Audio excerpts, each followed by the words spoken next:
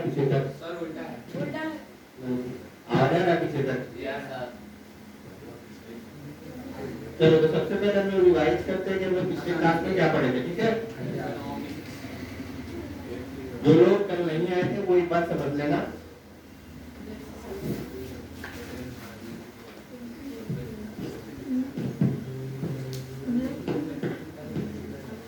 पिछले क्लास में हम लोग पढ़े थे कि बेसिक, सबसे पहले हम लोगों ने बेसिक कॉन्सेप्ट को समझा था। बेसिक कॉन्सेप्ट कहने का मतलब क्या है, किससे रिलेटेड हम लोगों ने बेसिक कॉन्सेप्ट को समझा था, बताओ क्या था, किस चीज से रिलेटेड हम लोगों ने बेसिक कॉन्सेप्ट को समझा था। ठीक है, अब बताओ अर्थव्यवस्था का इतिहास क्या कहता है,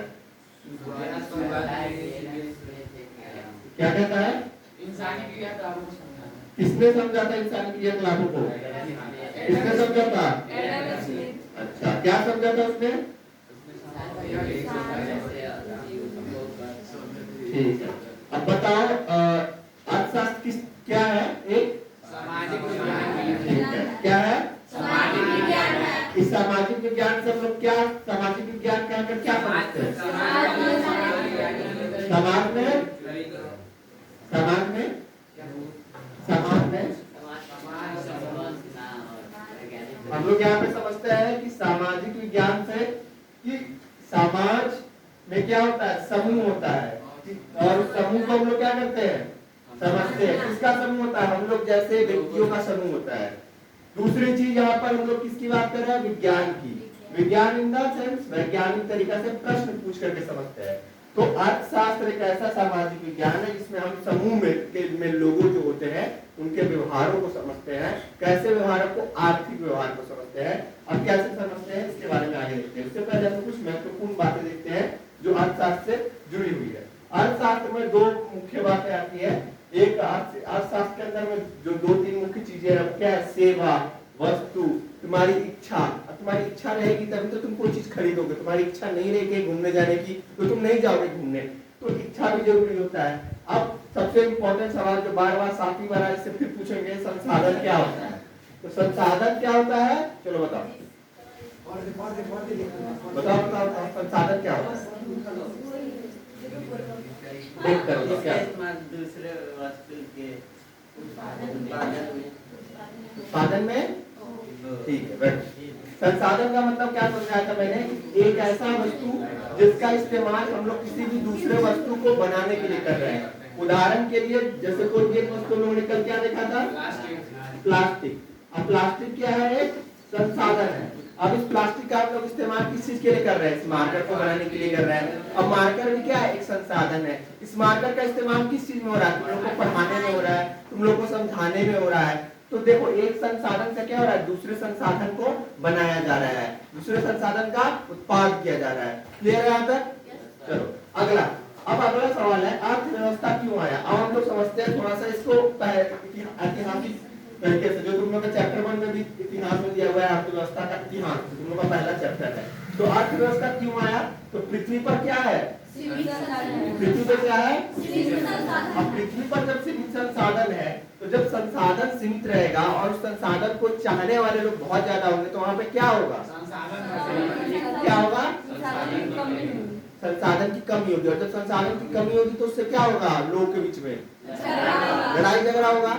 अब जैसे उदाहरण के लिए देख लो, मान लो कि यहाँ पे पढ़ाने वाले कितने लोग हैं, 5 टीचर हैं और मार्केट में एक ही मार्कर है, ठीक है, पढ़ाने के लिए। जब मार्कर में एक ही मार्कर है और 5 टीचर को चाहिए मार्कर, तो ऐसे समय में 5 क्या करेंगे, आपस में लड़ेंगे कि नहीं हमको चाहिए, क्योंकि बिना मार्कर के तो पढ़ा नहीं सकते हैं।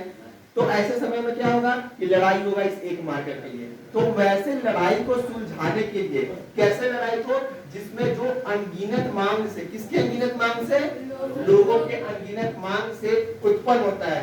क्यों उत्पन्न होता है, क्योंकि संसाधन सीमित है और मांग अनगिनत है। संसाधन सीमित है और किसने बताया था कि इंसान का व्यवहार है मांग करते रहने का, किसने बताया था, किसने बताया था, आवाज नहीं है, किसने बताया था? एडम स्मिथ ने बताया था कि मांग जो है वो अनगिनत है लोगों का और सीमित संसाधन है।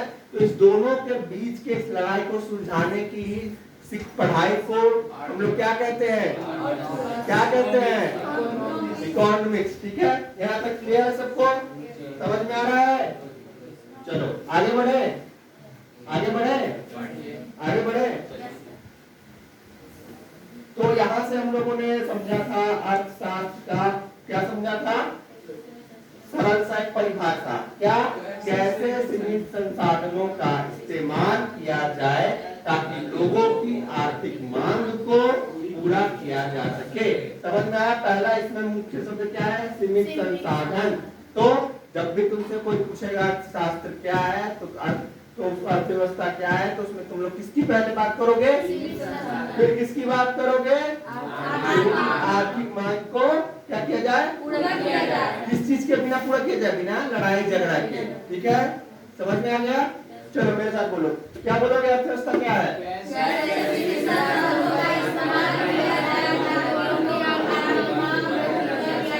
चलो आगे बढ़े, आगे बढ़े। जो लोग नए हैं उनके लिए हम रिवाइज करा रहे हैं, ये सब का पूरा एक क्लास में से बहुत अच्छे समझा है। ठीक है, अब चलो आप समझते हैं कि अगर अनगिनत मांग है और सीमित संसाधन है, अगर नहीं आवाज आ रहा, अगर 2 मिनट का ब्रेक दे देंगे, जाकर के पानी पी करके पेट भर लेना, लेकिन जोर से बोलो। ठीक है, अगर तो इससे 3-4 जो सवाल खड़े होते हैं, अब हमें चाहिए उसका क्या? अब क्या सवाल खड़े होते हैं कि कौन इस कॉन्फ्लिक्ट पर निर्णय लेगा, मतलब जो लड़ाई है इस पर अंतिम निर्णय किसका होगा? अगला सवाल, किसके पास संसाधनों का कंट्रोल करने का पावर है, मतलब कौन कंट्रोल करेगा कि ये 5 टीचर में 1 मार्कर हम किसको देंगे, इसका निर्णय कौन लेगा?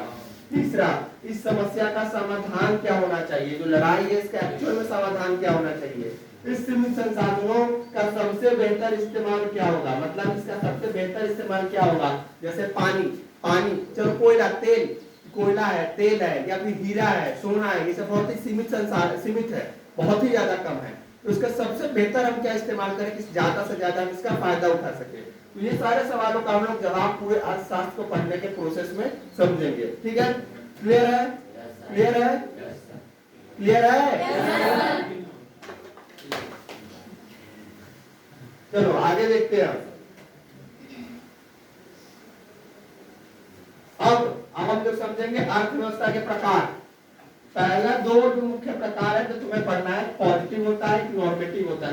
चलो शॉर्ट में इसको बनाते हैं। नॉर्मेटिव का मतलब होता है वैल्यू बेस्ड, सिंपल इतना याद रखना, वैल्यू बेस्ड, ये तुम लोगों को नहीं समझना है। और पॉजिटिव का मतलब होता है, पॉजिटिव का मतलब बताओ? पॉजिटिव जो अर्थशास्त्र के प्रकार है, जो पॉजिटिव इंपैक्ट डाल रहा हो। खैर तुम ये नहीं पढ़ना, ज्यादा कंफ्यूज हो जाएगा तुम्हारे लेवल पे। ये 2 चीज को समझते हैं हम लोग, जो मेन है तुम्हारे लिए मैक्रो वर्सेस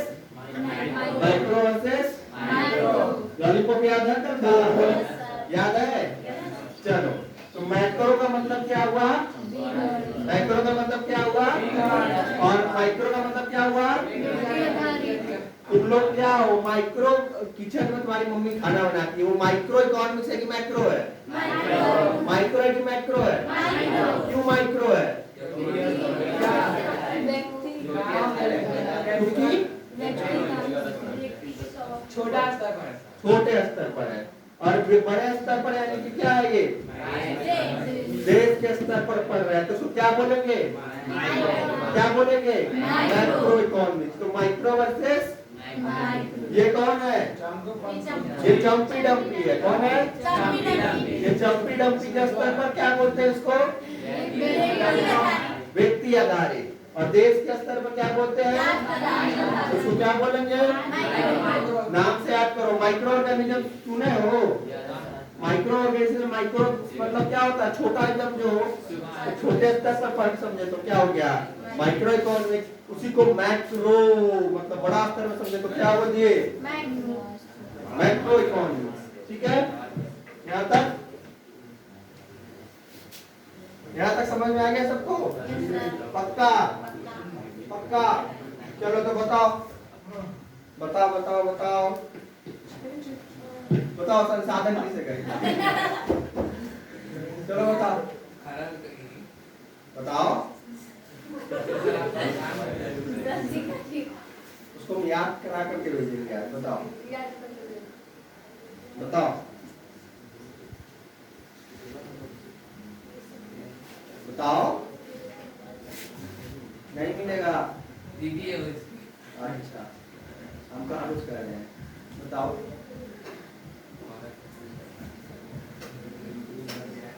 बैठ जा तुम आज बताया है। चलो अब हम लोग किसके बच्चे देखेंगे? आज साथ के कितने बच्चे? कितने बच्चे? कौन कौन बच्चे? कौन कौन बच्चे? उत्पादक और ठीक है। उत्पादक को इंग्लिश में क्या कहते हैं? क्या? प्रोड्यूसर। क्या कहते हैं? और उपभोक्ता को कंज्यूमर। तुम लोग क्या हो? तुम लोग क्या हो? तुम लोग क्या हो? ठीक है। अब देखो उत्पादक क्या चाहता है? ज्यादा क्या चाहता है? क्या चाहता है? ज्यादा लाभ ज्यादा प्रॉफिट। और उपभोक्ता क्या चाहता है? सस्ता से सस्ता ज्यादा सामान। यानी कि उत्पादक क्या चाहता है कि मेरे पास ज्यादा प्रॉफिट होगा तो हम क्या करेंगे? प्राइवेट जेट में हमी भी करेंगे। क्या करेंगे? उड़ेंगे, है ना? उड़न खटोला में पापा का पड़ा बन के। अगला देखो उपभोक्ता क्या कहता है कि हम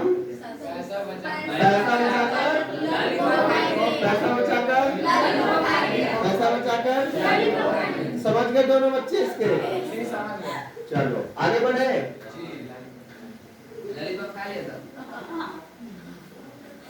अगला क्या है?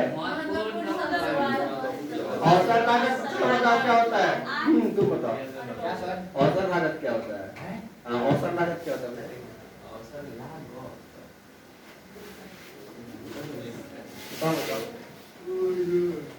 सर एक के लिए दूसरे का त्याग। Oh my God. बताओ बताओ सही से समझाओ समझाओ को एग्जांपल देकर समझाओ। बोर्ड पे खुला हुआ समझाओ। बोलो चलो तुम बताओ। हाँ औसत लागत का मतलब किसी एक वस्तु के लिए दूसरे वस्तु का त्याग करना है। जैसे कि अगर हमें कोचिंग जाना है और फील्ड देखने जाना है तो अगर हम कोचिंग जाएंगे तो फील्ड में देखने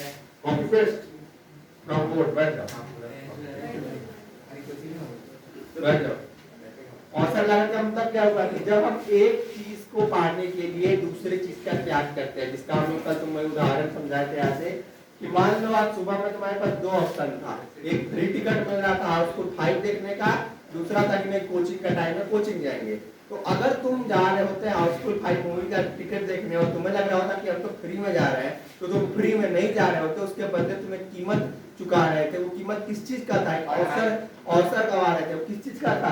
कोचिंग नहीं जाने का। तो उससे क्या पता चलता है? कोई भी चीज फ्री नहीं होता। एक किसी न चीज के लिए हम एक दूसरे चीज को क्या कर रहे होते हैं? त्याग कर रहे होते। क्या कर रहे होते हैं? क्या कर रहे होते हैं? क्या कर रहे होते हैं?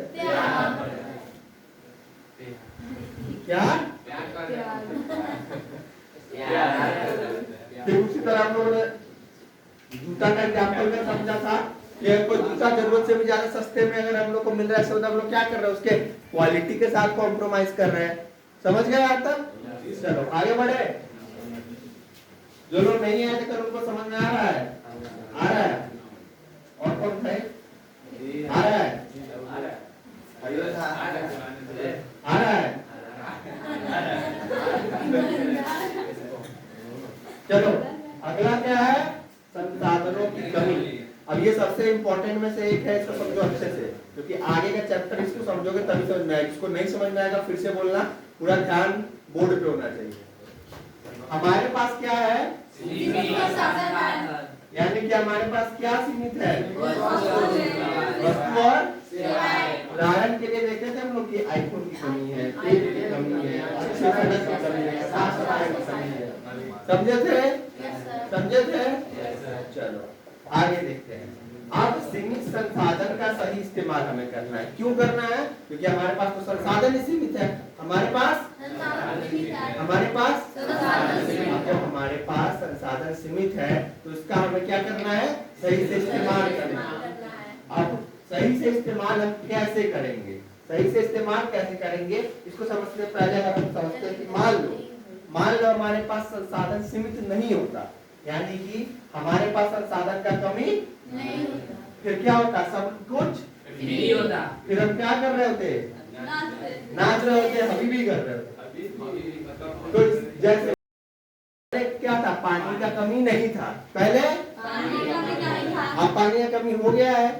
जब पानी का कमी नहीं था तो हमें सब कुछ क्या था? पानी वानी फ्री में मिल रहा था।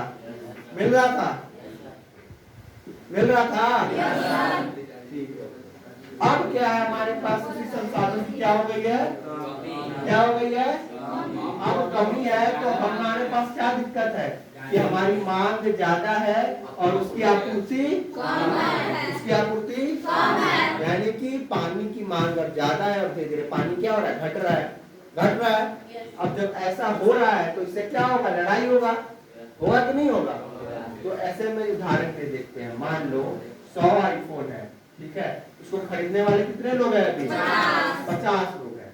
अब क्या हो गया कि आईफोन की संख्या घट करके 10 हो गई है और खरीदने वालों की संख्या क्या हो गई है?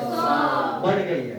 यानी कि क्या हो रहा है कि सामान जो है उसकी संख्या घट रही है और खरीदने वालों की संख्या बढ़ रही है। तो इससे क्या बढ़ेगा? महंगाई। अब देखो इसको समझते हैं क्यों महंगाई इससे बढ़ा।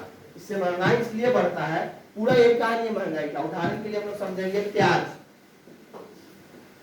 प्याज मान लो मार्केट में जनरल दिन में मिल रहा है 20 रुपए केजी, ठीक है, 20 रुपए केजी मिल रहा है।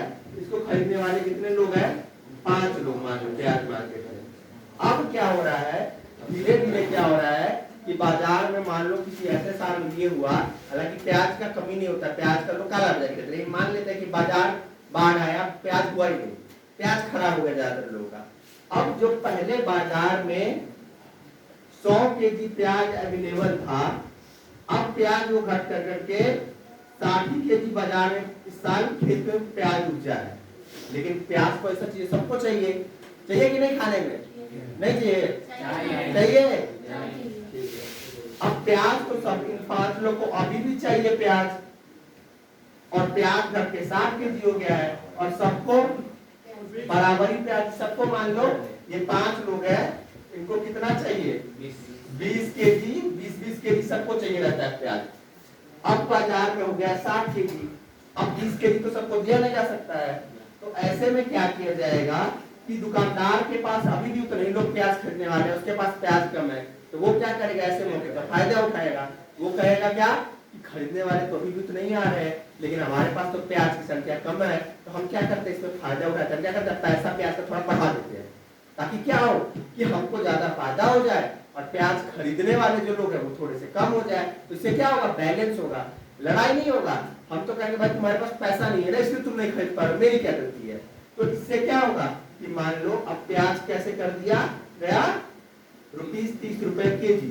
तो जो 5 लोग पहले एक दिन में 4 प्याज खाते थे, अब क्या करेंगे? महंगाई बढ़ने से वो एक दिन में कितने प्याज खाएंगे? मान लो 2 ही प्याज खाएंगे, तो अब 2 प्याज डेली खाएंगे तो प्याज का डिमांड घटा कि नहीं? प्याज का मांग अब घट जाएगा, घटेगा कि नहीं घटेगा?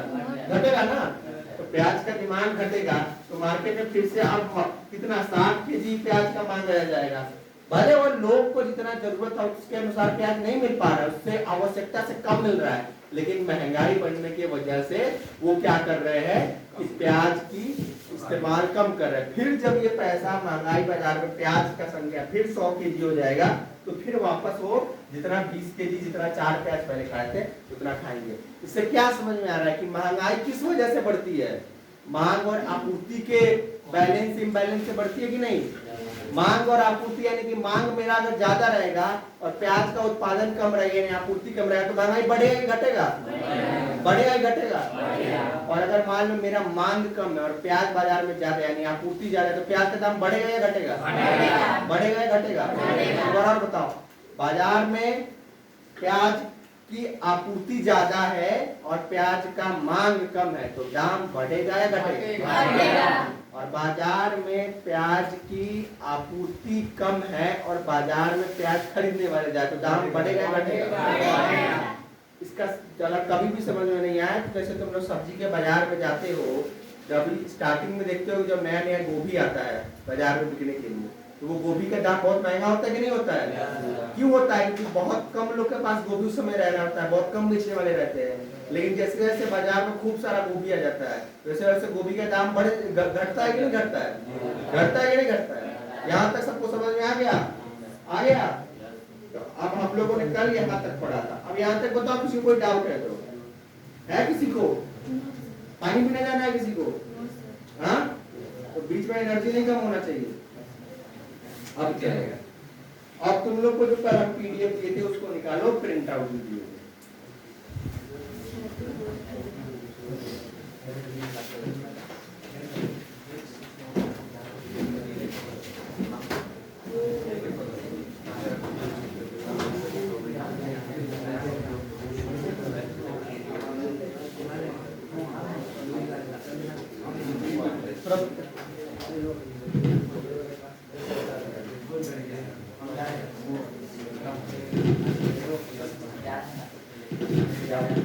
चलो 2 मिनट का ब्रेक दे रहे हैं, पानी पी लो, इसको उसको पानी पी ले जाना है।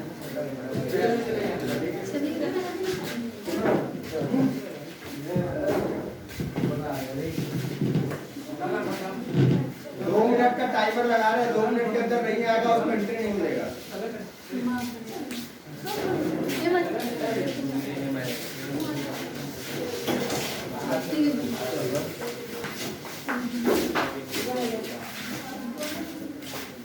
दो मिनट का टाइमर लग गया, 2 मिनट में सब आ जा रहा है।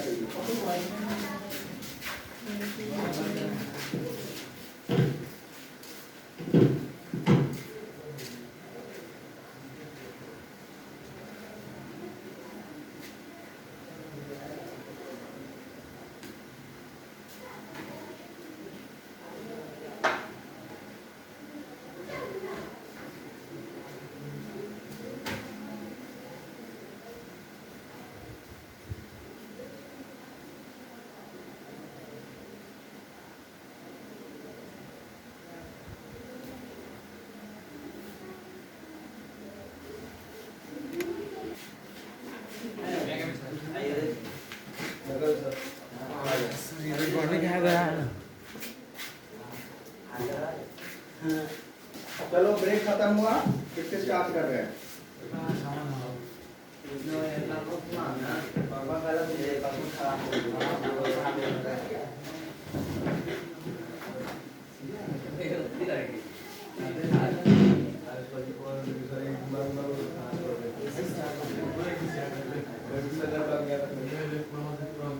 सवाल है?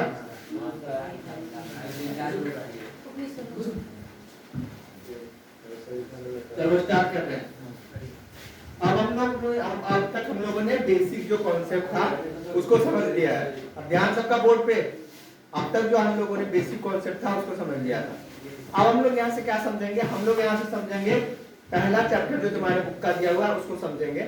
दूसरी चीज के साथ साथ पीडीएफ जो तुम लोग को प्रिंट आउट करके मैंने दिया उसके अंदर में क्या क्या चीज दिया हुआ है, उसके अंदर में पिछले साल का कुछ इस चैप्टर से आया हुआ ऑब्जेक्टिव क्वेश्चन डाला हुआ है, इसको इस चैप्टर से आया हुआ सब्जेक्टिव क्वेश्चन डाला हुआ है, और उसके साथ साथ तुम लोग को इस चैप्टर का जो कुछ प्रैक्टिस क्वेश्चन मैंने बनाया है उसको डाल रखा हुआ है इस चैप्टर के साथ में।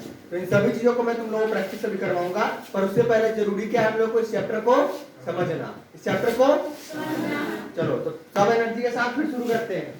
सबसे पहला जो चीज इस चैप्टर में हम लोग को समझना है वो है अर्थव्यवस्था एवं इसके इतिहास को। अर्थव्यवस्था एवं इसके विकास के इतिहास को।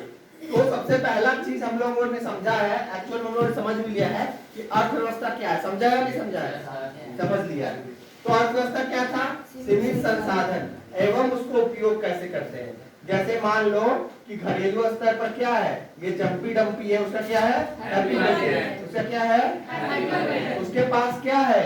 1 केजी चावल है, उसको तुम सबको खिलाना है 1 ही केजी चावल में।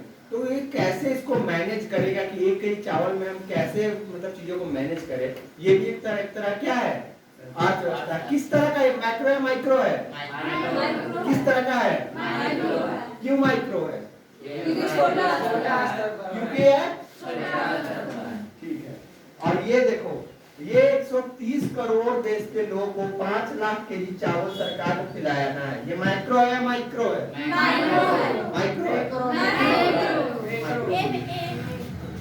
है या माइक्रो है, ठीक है। ये एकदम रिवाइज है, दिमाग में सेट हो गया है। कोई भूले पूछेगा नहीं तो क्या बोलोगे, वो याद रहेगा।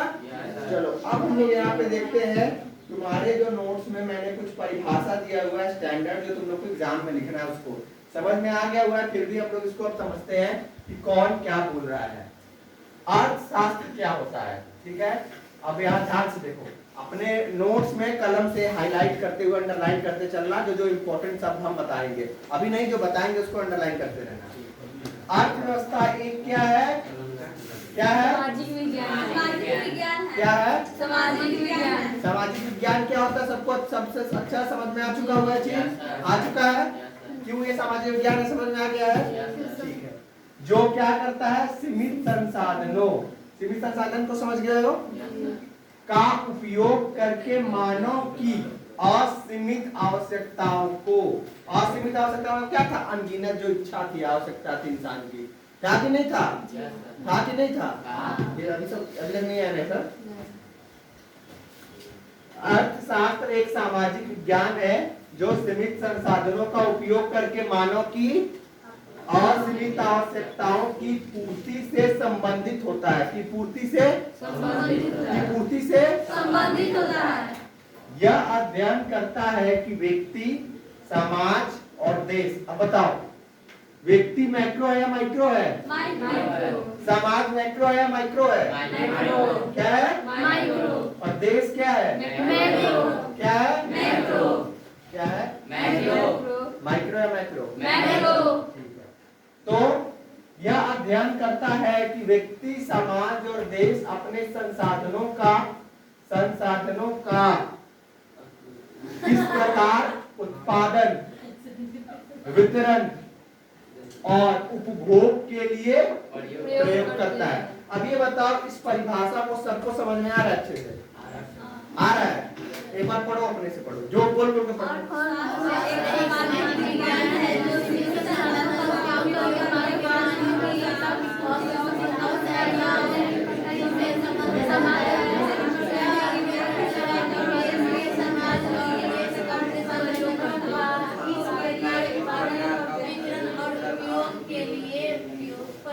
तो समझ में आ गया इसमें तुम्हें कि क्या है, अर्थशास्त्र कैसा सामाजिक विज्ञान है जो सीमित संसाधनों का उपयोग करके मानव की असीमित आवश्यकताओं की पूर्ति से संबंधित होता है। यानी कि किस चीज के अध्ययन करता है, व्यक्ति, समाज और देश अपने संसाधनों का किस प्रकार उत्पादन, वितरण और उपभोग के लिए प्रयोग करते हैं। पक्का सबको समझ में आ रहा है, ये पूरा अच्छे से पहले हम समझा चुके, कल भी इसी चीज को पूरा समझाए हैं। अब इसमें जो चीज मेन सब तुम लोग को याद रखना है, जिसको घेर रहे हैं उसको अपने अपने तुम लोग नोट्स में घेर लो, ठीक है। पहला एक क्या है, सामाजिक विज्ञान है, जो क्या है, सीमित संसाधनों, आवश्यकताओं, व्यक्ति, समाज और देश अपने संसाधनों का किस प्रकार उत्पादन, वितरण और उपयोग। अब इसमें तुम लोग को एक काम क्या करना है, अब यहाँ पर ना जो ये चीज लिख करके आएगा उसको एग्जाम में कॉपी चेक करने वाला ना आधा नंबर 1 नंबर ज्यादा देगा, जो नहीं लिख करके आएगा उसको नहीं देगा।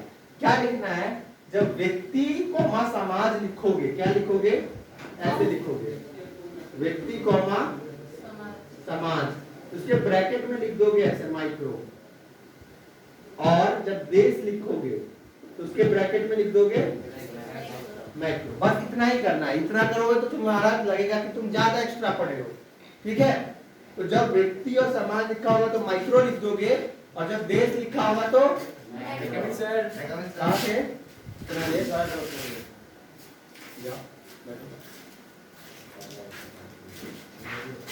यानी कि जब व्यक्ति समाज लिखोगे एग्जाम में तो उसके ब्रैकेट में माइक्रो लिखना है, देश लिखना है, तो उसके ब्रैकेट में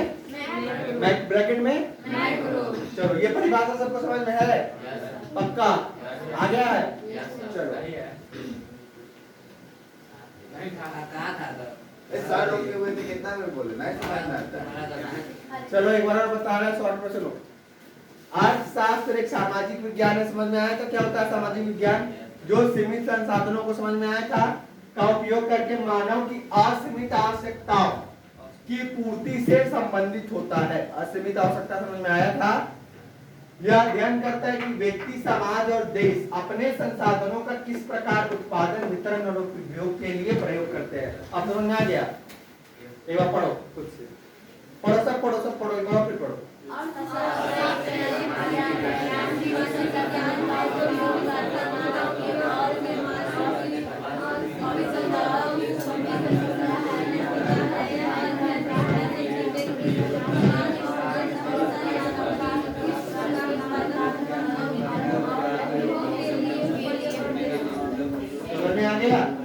आया? अब ये नीचे वाला खुद पढ़ो, इसमें तुम्हें बताना है मुझे पढ़ के ही क्या समझ में नहीं आया। सरल सा भाषा में लिख दिया मैंने।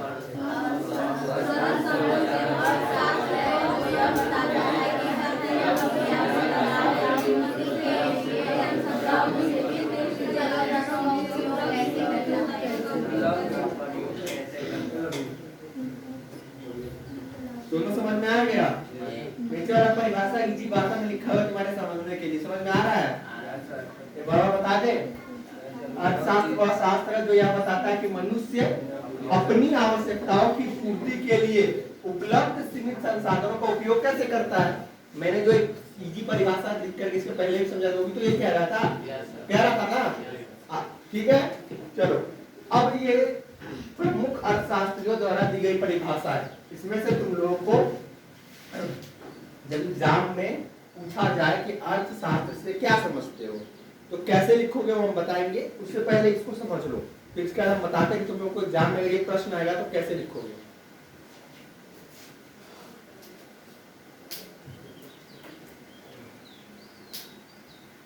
पहला जो परिभाषा है एडम स्मिथ ने दिया। एडम स्मिथ कौन का क्या बताया था एडम स्मिथ के बारे में बताओ?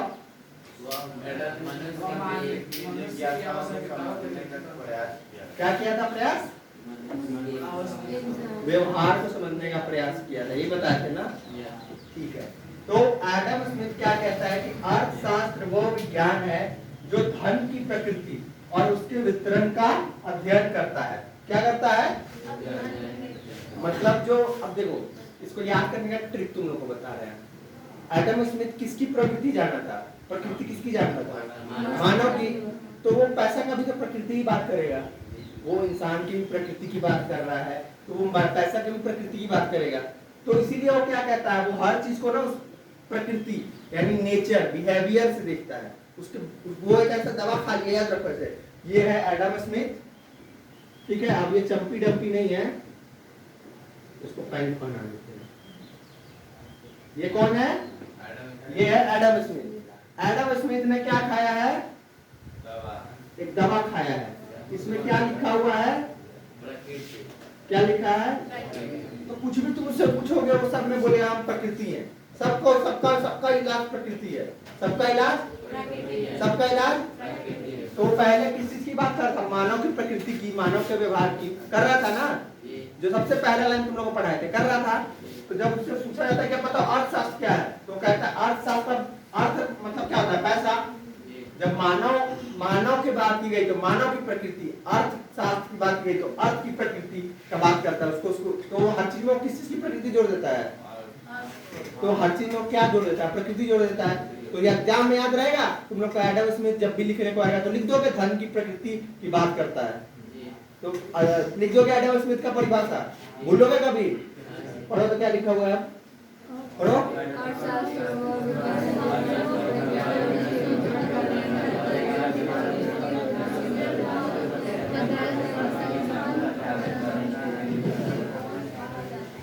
क्लियर है? चलो आगे देखते हैं। अगला परिभाषा किसका है? अल्फ्रेड मार्शल का। किसका? कहता है अर्थशास्त्र मानव की भौतिक कल्याण से संबंधित है। किससे, किसके कल्याण से? किसके? भौतिक कल्याण से। ठीक है, अब देखो भौतिक कल्याण का मतलब क्या होता है? Materialistic pleasure. अब इसका मतलब समझते हैं। इसका मतलब ये होता है कि इंसान जो होता है ना, उसका प्रवृत्ति क्या होता है कि वो ज्यादा से ज्यादा भौतिक सुख चाहता है। भौतिक सुख का मतलब तुम लोग समझाते हैं। भौतिक सुख का मतलब हो गया कि हमें एकदम बढ़िया बढ़िया खाना मिले, बढ़िया कार में घूमे, बढ़िया ट्रिप पे घूमने के लिए जाए। ये सब क्या है? भौतिक सुख है। मतलब ये ऐसा सुख जिसको हम लोग देख पा रहे हैं, जिसको हम लोग मतलब ऐसे मतलब क्या कह सकते हैं उसको, एकदम मतलब शारीरिक सुख कह सकते हैं। शारीरिक सुख में महसूस कर पा रहे हैं। तो ऐसे शारीरिक सुख को हम क्या कहते हैं? भौतिक सुख। तो वो जो शारीरिक सुख प्रदान करने का तरीका है उसको ये क्या कहते हैं? अर्थ। वो शारीरिक सुख तभी तुम्हें मिलेगा ना जब तुम्हारे पास रुपया होगा, बाबू भैया होगा, पैसा होगा। ठीक है? तो एल्बर्ट मार्शल क्या कहता है? अर्थशास्त्र मानव की भौतिक कल्याण से संबंधित है, यानी यह कल्याणकारी दृष्टिकोण है। समझ में आ गया परिभाषा? आ गया। अगला कौन है?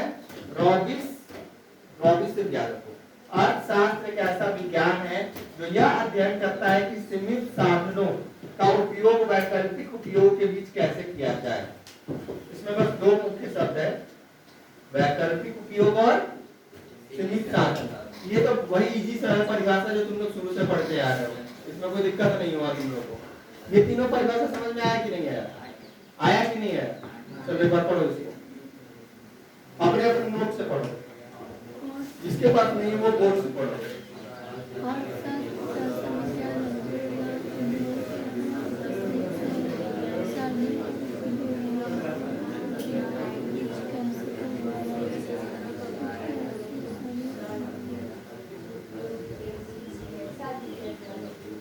पढ़िए। चलो अब बताओ तुम लोग, पढ़ लो एक बार और, दे रहे हैं मौका अच्छे से, और क्वेश्चन पूछेंगे उसके, पढ़ो अच्छे से।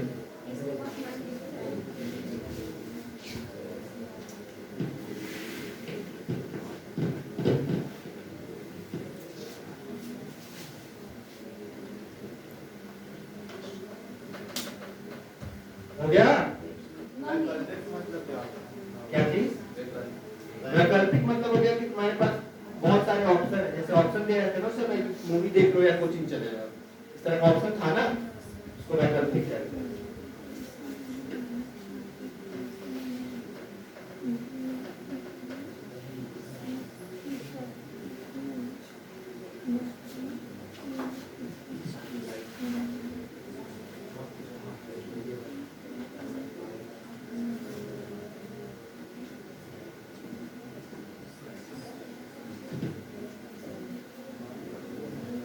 चलो अब पूछे।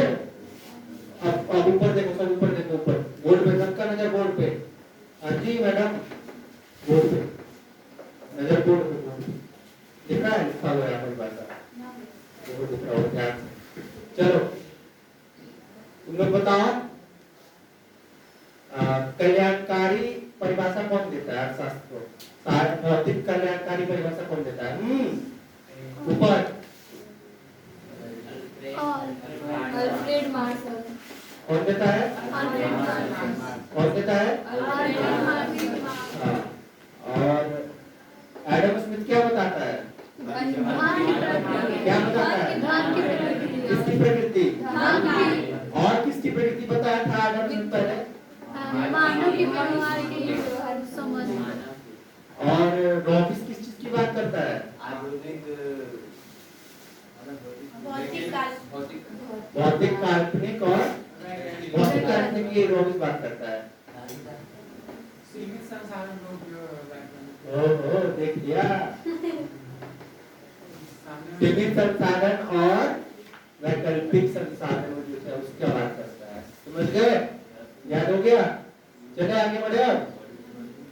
अब देखो तुम लोग को यहाँ पर हम चीज एक सिखाएंगे जिसको ध्यान से सुनना कि एग्जाम में कैसे लिखना है ऐसे क्वेश्चन को। मान लो प्रश्न तुमसे आ रहा है कि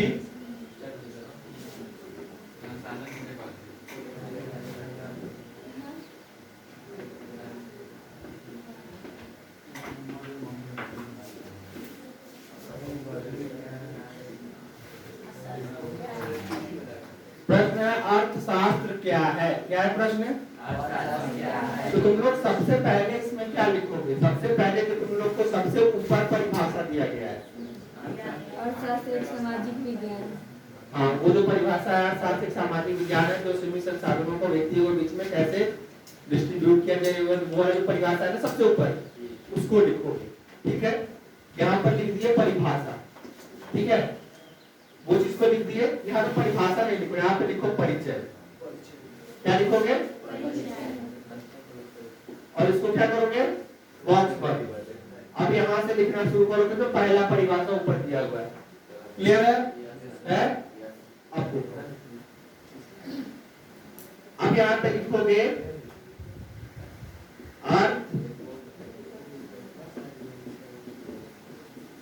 अर्थशास्त्रियों द्वारा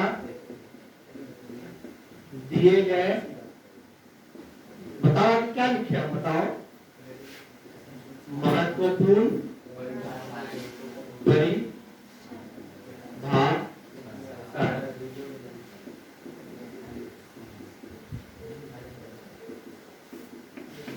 ठीक है, समझ गए? अब पहले तुम लोग लिखोगे यहाँ पर किसका? लिखोगे एडम स्मिथ, और उसका जो परिभाषा है उसको लिख लोगे। फिर किसका लिखोगे? Alfred Marshall. फिर उसी तरह तीसरा लिखोगे रॉबिन्सन। ठीक है, ये परिभाषा हो गया। इसमें सवाल क्या था? अर्थशास्त्र क्या है? हो गया, तुमने अपना परिभाषा बताया। हाँ, 2 नंबर में पूछेगा तो इतना रहेगा। 2 नंबर में कितना शब्द लिखना रहता है?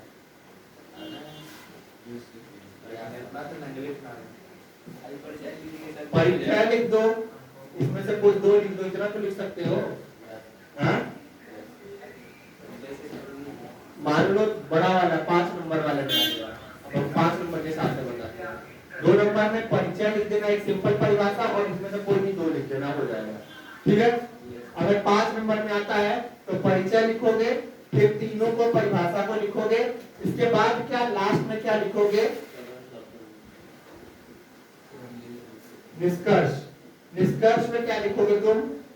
अर्थशास्त्र हमारे जीवन से जुड़ा हुआ है। मतलब देखो, निष्कर्ष में क्या लिखते हैं तुम लोग को बताते हैं। निष्कर्ष में हम लोग लिखते हैं कि कैसे मेरे जीवन से जुड़ा हुआ है। कैसे मेरे जीवन से जुड़ा हुआ। अर्थशास्त्र मूलतः हम सभी के दैनिक जीवन से जुड़ा हुआ है, जो हमारे, जैसे सिंपल भाषा में तुम लोगों को समझाए थे, जो हमारे घर के किचन से लेकर के देश के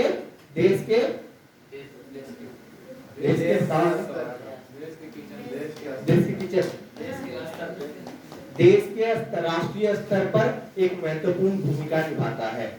और जब लिखोगे ना हमारे घर के किचन, तो उसके ब्रैकेट में क्या लिखोगे? क्या लिखोगे? और जब लिखोगे राष्ट्र के स्तर पर, उसके ब्रैकेट में क्या लिखोगे?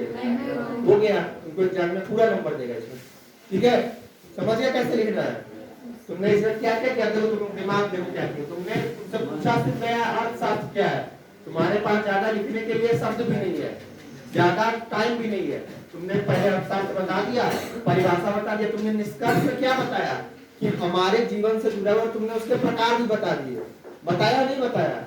ब्रैकेट में तुमने उसका प्रकार, तो एग्जाम में लगेगा इस बच्चा को ज्यादा आता है, तुमको ज्यादा नंबर देगा। समझ गए?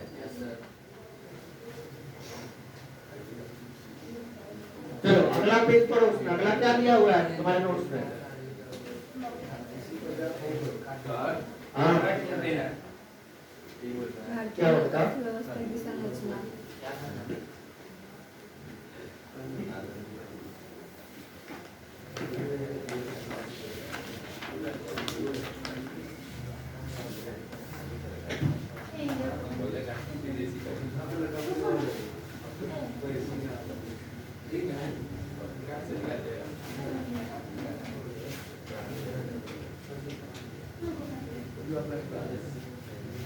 अब हम लोग जो चीज समझेंगे उसको बोलते हैं इकोनॉमिक डेवलपमेंट।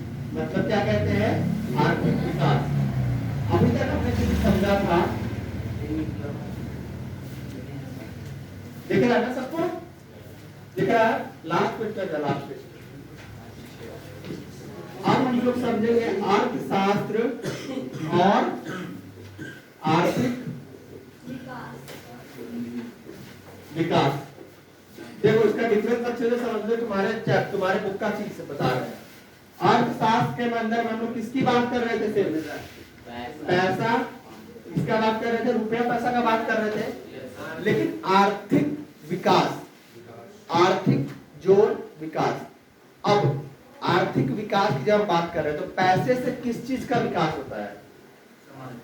किस चीज से विकास होता है? समाज का विकास होता है। कैसे होता है बताओ? बताओ बताओ। समाज में अगर पैसा होगा, मान लो सबके पास, तो क्या कम होगा? गरीबी होगा, गरीबी कम होगा। उसके बाद क्या होगा बताओ?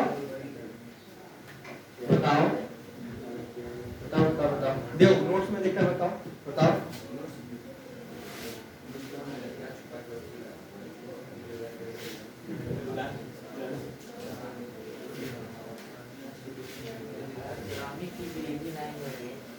क्या? और नहीं समझ में आया? चलो, गरीबी कम होगा, उसके बाद क्या होगा? टेक्नोलॉजी डेवलपमेंट होगा कि नहीं होगा? होगा कि नहीं होगा? टेक्नोलॉजी डेवलपमेंट होगा कि नहीं? अब आगे तुम लोग पढ़ोगे human development index. Human development index का क्या होगा? डेवलपमेंट होगा। ह्यूमन डेवलपमेंट इंडेक्स के अंदर में क्या होता है? अच्छा स्वास्थ्य होता है, अच्छा खाने के लिए मिल रहा होता है। तो ये सभी स्तर पर क्या होगा? क्या बोल रहे हो? कुछ बोले हो? तो इस सभी स्तर पर क्या होगा? व्यक्ति का क्या होगा? मूलतः विकास होगा। कैसे विकास होगा? गरीबी कम होगा, टेक्नोलॉजी का विकास होगा, HDI डेवलपमेंट होगा। ये सभी स्तर पर क्या होगा? कि किसी भी व्यक्ति का विकास होगा। क्या होगा? डेवलपमेंट होगा। तो इसी विकास को हम लोग क्या कहते हैं? आर्थिक, क्या कहते हैं? आर्थिक। अब चलो फर्स्ट पेज पे आओ तुम लोग एक बार, तुम लोग को इसमें डिफरेंस समझ में आएगा।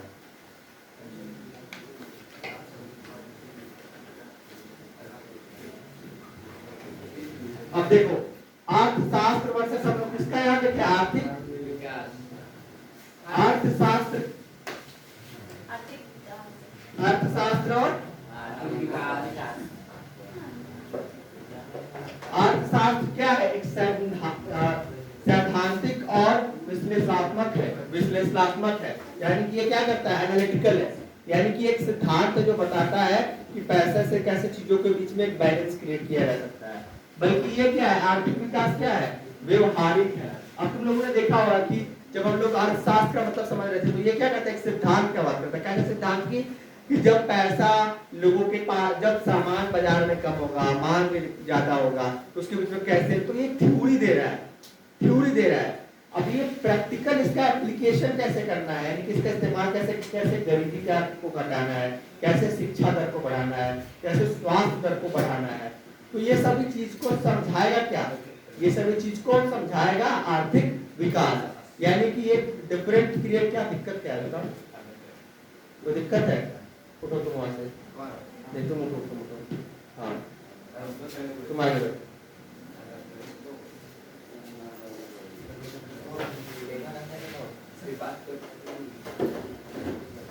तो आर्थिक क्या हुआ? आर्थिक क्या हो गया? एक सिद्धांत की बात कर रहा है। आर्थिक विकास किस चीज की बात कर रहा है? उसके व्यवहारिकता की बात कर रहा है, कैसे उसको हम लोग अप्लाई करेंगे प्रैक्टिकल लाइफ में।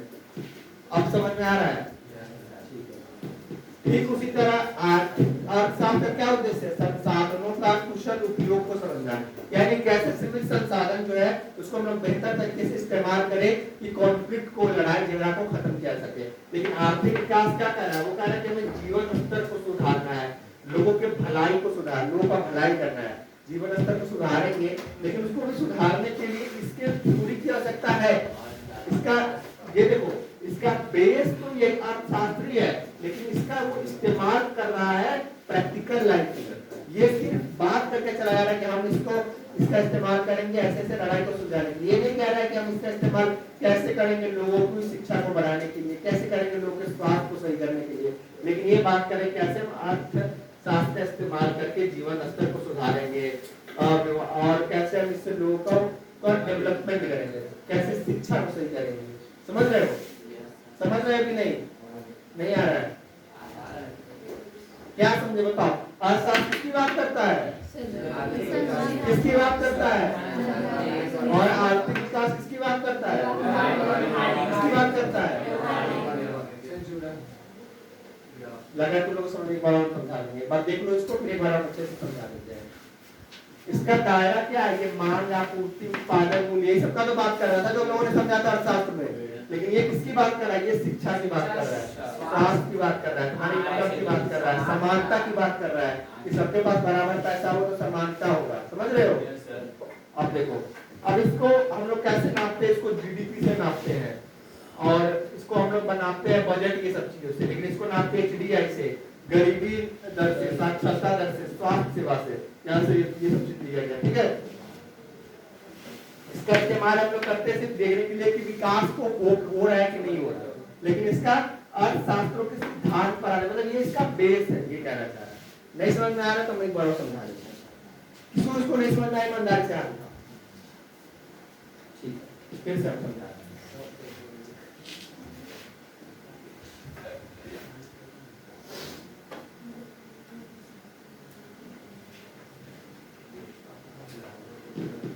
ध्यान से सब यहाँ पे बोल से लेना।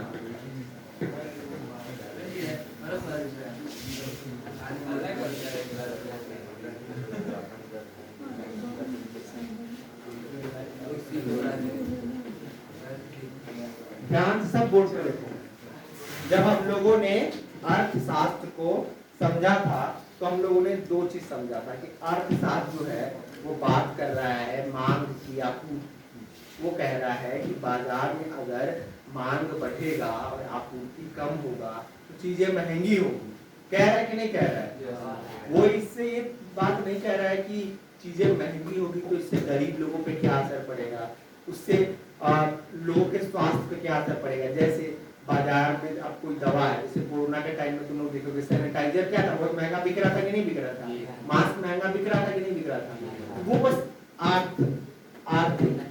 अर्थशास्त्र जो है वो बस इस चीज की बात करके चला जा रहा है कि बाजार में अगर मास्क का मांग ज्यादा बढ़ेगा और आपूर्ति कम होगा तो मास्क महंगा होगा, बस इतने पे फुल स्टॉप लगा कर उसका अगला लाइन नहीं बता रहा। मतलब वो एक लाइन लिख दे रहा है कि इसके महंगाई जो है वो घटेगा या बढ़ेगा। पर अगर घटेगा बढ़ेगा तो उसका असर किस पे पड़ेगा, हम लोग पड़ेगा कि नहीं पड़ेगा, पड़ेगा कि नहीं पड़ेगा। तो उस असर की बात क्या कर रहा है? आर्थिक कौन कर रहा है?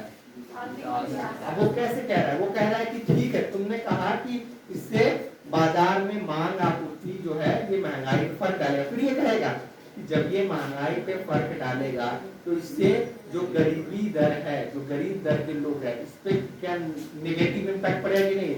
जो गरीब है, सामान महंगा होगा तो सैनिटाइजर नहीं खरीद पाएंगे ना, वो मास्क आसानी से नहीं खरीद पाएंगे ना, दवा इतने आसानी से नहीं खरीद पाएंगे ना। बाजार में अगर शिक्षा घटेगा बढ़ेगा तो जो आसानी से कोई शिक्षा नहीं ले पाएगा ना। तो ये इसके इम्पैक्ट पार्ट की बात कर रहा है, एक चीज। दूसरी चीज, अर्थशास्त्र जो है वो बस ये कह करके छोड़ दे रहा है कि शिक्षा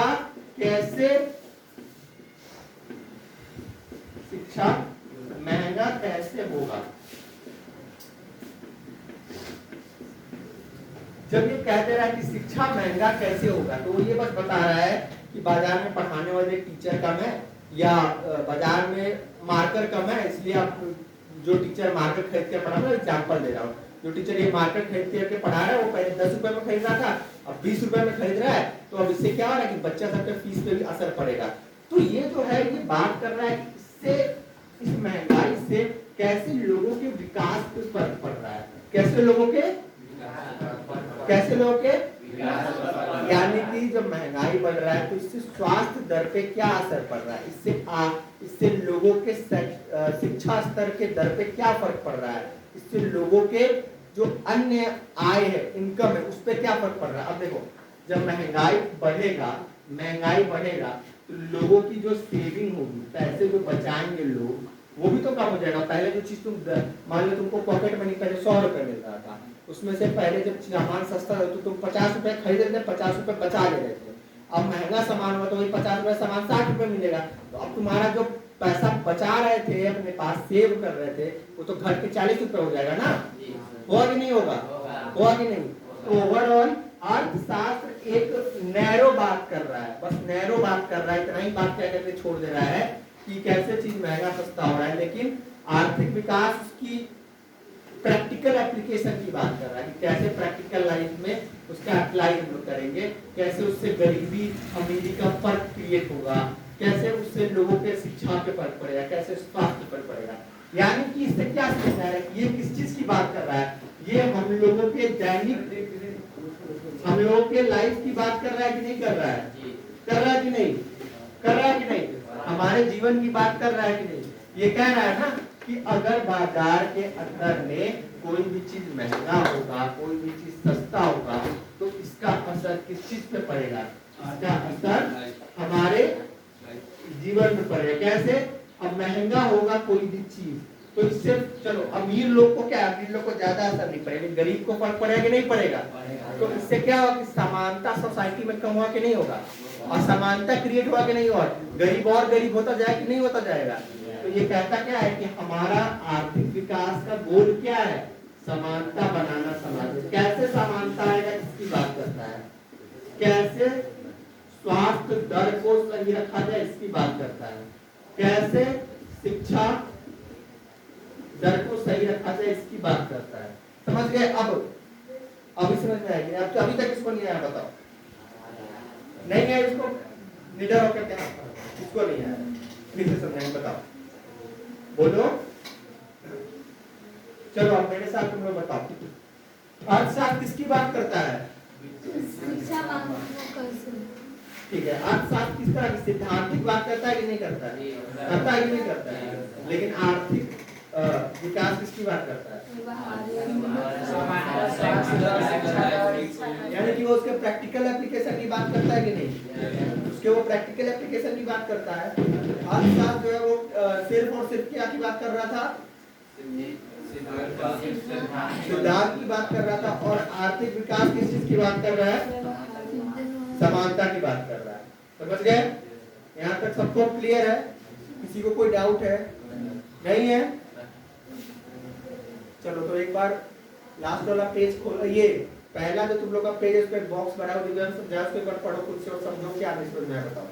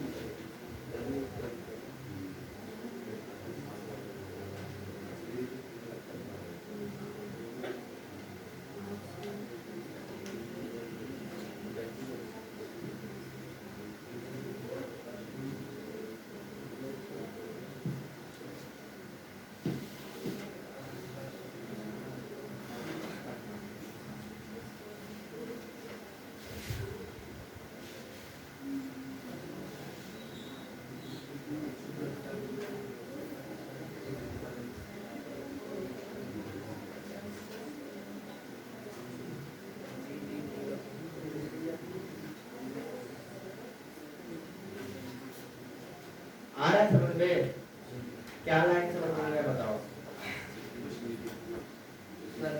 जीडीपी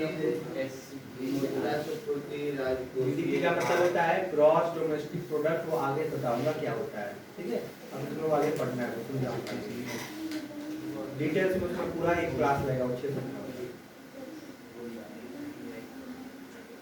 और बताओ उसके अलावा पूछ रहे थे क्या तुम लोग, कुछ समझ में नहीं आया है क्या, कुछ पूछ रहे थे, सबको समझ में आ गया, लास्ट बेंच आ गया पक्का। चलो आगे बढ़े, हाँ बोलो कौन क्या बोला था,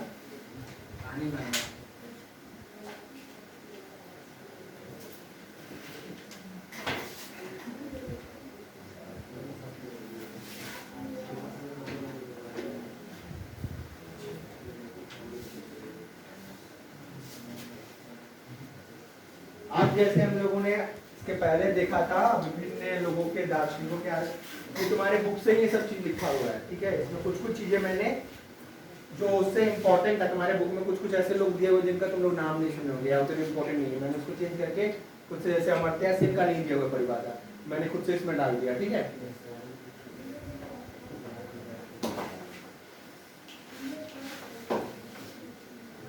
अब देखते हैं इसमें परिभाषा। प्रोफेसर कल्चर क्या कहते हैं परिभाषा? आर्थिक विकास क्या है? एक गतिशील प्रक्रिया है। क्या है? जिसमें नवाचार के माध्यम से उत्पादन प्रणाली में निरंतर परिवर्तन होता है। यानी कि क्या है, विकास केवल पूंजी या श्रमिक की वृद्धि नहीं होती है, बल्कि तकनीकी नवाचार और उद्यमिता के माध्यम से नए उत्पादों और प्रक्रियाओं का निर्माण ही आर्थिक विकास की मुख्य पहचान है। अब इसका मतलब मैं समझाता हूँ। इसका मतलब ये कह रहे हैं कि कोई भी चीज का विकास का मतलब सिर्फ ये नहीं होता कि हम उसमें पैसा लगा दिए, इन्वेस्टमेंट कर दिए। इन्वेस्टमेंट का मतलब क्या है? इन्वेस्टमेंट का मतलब तुम लोग को भाषा में समझाता हूँ। तुम लोग के लिए जैसे तुम लोग में यहाँ पे आए, कोचिंग में फीस दे दिए, इसका मतलब सिर्फ इतना ही नहीं होगा कि तुम्हारा इससे विकास हो जाएगा। विकास तब तक तुम्हारा नहीं होगा जब तक तुम लोग फीस देने के साथ साथ अपने भी अंदर में सीखने की इच्छा नहीं रखोगे, अपने अंदर में नए नए विचारों को सोचने की इच्छा नहीं रखोगे। जब तक ये चीज तुम अपने अंदर में नहीं रखोगे तब तक तुम्हारे अंदर में परिवर्तन नहीं आएगा। जब तक ये परिवर्तन नहीं आएगा तब तक तुम्हारा विकास नहीं होगा। तो ये कहते हैं, देखो आर्थिक अर्थव्यवस्था से क्या कहते चला जा रहा है कि हमारा सिर्फ उद्देश्य ये है कि हम जाकर करके इन्वेस्टमेंट, जैसे आए कोचिंग में पैसा दे दिए, हो गया, हम इससे एग्जाम पास करेंगे, नहीं ना। ये कहते हैं कि इतने से कुछ नहीं होगा। ये कहते हैं आर्थिक विकास इसके आगे की जाकर के बात करता है। वो कहता है कि हमें नए नए आधुनिक तकनीकों का इस्तेमाल करते हुए, मतलब आर्थिक विकास तुम्हारे भाषा में नए नए विचारों को अपने अंदर भी सोचना पड़ेगा, अपने आप के अंदर भी इच्छा रखना पड़ेगा यहाँ तक कि सीखने की। जब तक दोनों तरफ से ये सब चीजें नहीं होगी तब तक हमारा विकास नहीं हो सकता है। इसको ये आर्थिक विकास के भाषा में क्या कहते हैं कि हमें जरूरत है तकनीक लाने की। कैसी तकनीक? वैज्ञानिक तकनीक। आर्थिक अर्थव्यवस्था के अंदर में वैज्ञानिक तकनीक रखेंगे, नए नए आइडियाज लेकर के आएंगे, नया नया इनोवेशन करेंगे, तो इससे परिवर्तन होता रहेगा और समय दर समय विकास होता रहेगा। अभी समझ में आया ये परिभाषा? बताओ, नहीं आया हाथ खड़ा करो और करो हाथ खड़ा करो। एक कोई को नहीं और किसको नहीं आया बताओ, बोलो। चलो मैं समझा दे रहा हूँ। अर्थव्यवस्था का मतलब यहाँ पर ये है कि हम सिर्फ और सिर्फ क्या कर रहे हैं, पूंजी लगा दे रहे हैं। जैसे तुम लोग कोचिंग में आए, पैसा जमा करा दिए, तुम्हारा काम खत्म हो गया, तुम्हें इतने से ही तुम एग्जाम में पास हो जाओगे, टॉप हो जाओगे। ये कहते कि नहीं, इतना ही नहीं होता है। मतलब हमारा होता है आर्थिक विकास से भी आगे जाकर के बात करता है। वो कहता है कि आर्थिक विकास एक गतिशील प्रक्रिया है। गतिशील का मतलब क्या है कि ये विकास ऐसा है जो कि समय के साथ चलता रहता है, यानी कि समय के साथ डेवलप होता रहता है, विकास कर रहा होता है। क्यों हो रहा होता है? क्योंकि अर्थव्यवस्था के अंदर में, आर्थिक विकास के अंदर में नए नए इनोवेशन होते हैं। कैसे इनोवेशन होते हैं? नए नए विचार आते हैं। कैसे विचार आते हैं? विचार आता है विकास करने का, नया नया टेक्नोलॉजी का है। देखो अभी के समय में तुम लोग देखते होंगे कि सरकार क्या करे, जैसे फोन में तुम्हारे बहुत सारे चीजों का टेक्नोलॉजी का इस्तेमाल करके तुम लोग ऑनलाइन पेमेंट करते हो कि नहीं करते हो? तो नए नए तकनीकों का इस्तेमाल करके हम लोग क्या कर रहे हैं कि विकास कर रहे हैं कि नहीं अर्थव्यवस्था की। या फिर तुम लोग देखो, तुम लोग के अंदर में नए नए उत्पत्ति हो रहा है, नए नए विचारों का, कि हम अगर आज ये चीज करेंगे, जैसे मान लो तुम्हारे अंदर में विचार आया कि आज चलो हम पबजी खेलते हैं, पबजी में अच्छा खेलेंगे तो हमारे पास पैसा आएगा। तो ये सब नए नए विचार तुम्हारे दिमाग में आ रहा है। तो वो ये कह रहा है कि नए आर्थिक विकास का मतलब सिर्फ इतना नहीं होता है कि हम पूंजी लगा दिए, दुकान खोल कर करके बैठ गए, उसमें हम 50,000 का सामान ला कर रख दिए तो हमारा विकास हो जाएगा। नहीं, आर्थिक विकास का मतलब होता है कि उस दुकान खोलने के साथ साथ जैसे जैसे समय बढ़ रहा है, कस्टमर के डिमांड के अनुसार हमें उस दुकान के अंदर में ऑनलाइन, जैसे देखते हो तुम लोग मॉल में जाते हो तो स्कैनर से पेमेंट लेता है, या फिर उसमें तुम लोग देखते हो कि बेचने वाला एक अलग से लोग खड़ा रहता है, या मॉल से निकलते हुए अगर कोई सामान चोरी करके निकल रहा है तो बच जाता है। तो ये सभी चीज समय के साथ हमें क्या करना पड़ रहा है, उसमें नए नए विचारों को ला करके, आइडिया को ला करके हमें अपने दुकान के अंदर में और भी विकास करते रहना पड़ेगा समय के अनुसार। अब समझ में आया? समझ में आया सबको? मतलब ये सिंपल भाषा में है कि हमें सिर्फ इन्वेस्टमेंट नहीं करना है, सामान में ला करके दुकान में रख नहीं देना है, हमें उस सामान के अंदर में आवश्यकता अनुसार परिवर्तन करते रहना है। पक्का क्लियर है सबको? चलो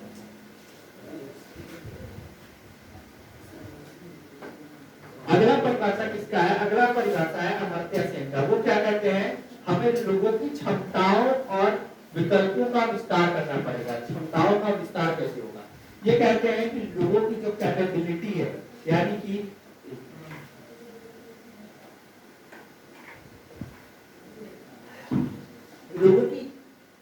लोगों की क्षमता का हमें विकास करना होगा।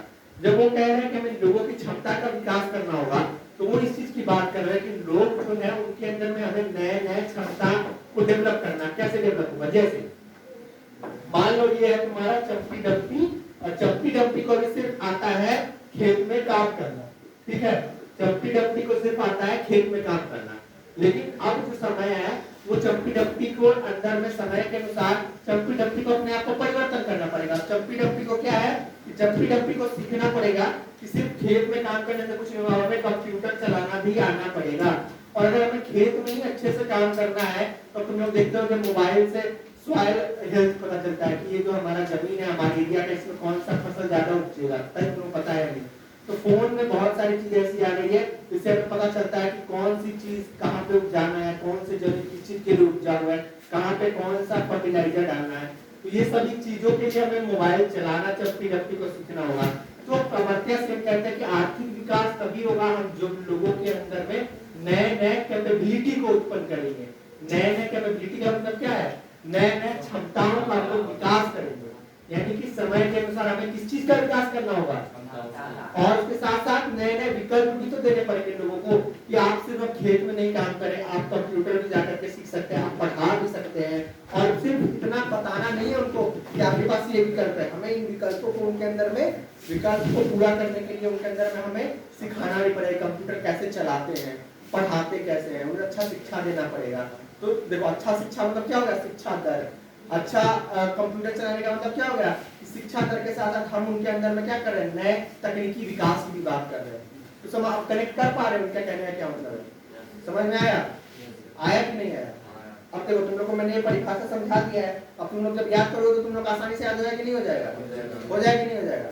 अब देखो अमर्त्य सेन कहाँ के? अमर्त्य सेन कहाँ के? अमर्त्य सेन इंडिया के हैं। तो अमर्त्य सेन देखेंगे ना, अमर्त्य सेन इंडिया के हिसाब से बोलेंगे कि लोग क्या है, लोग बहुत ज्यादा खेती में घुसे हुए हैं, लेकिन लोगों के अंदर में और भी कैपेबिलिटी है। तो हमें जरूरत है लोगों को खेती से निकाल करके और नए नए जगह पे लेकर जाने की, ताकि और ज्यादा विकास हो। इसलिए अमर्त्य सेन इस तरह की परिभाषा देते हैं। ठीक है?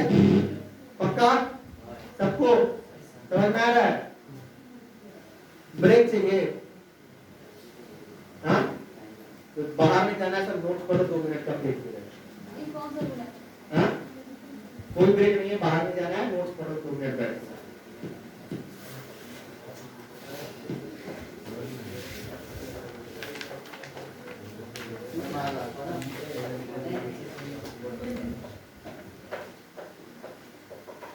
आगे के तो 3 इसी तरह दे रखा है मैंने, परिभाषा वो समझो, उसमें बताओ क्या नहीं समझ में आ रहा है।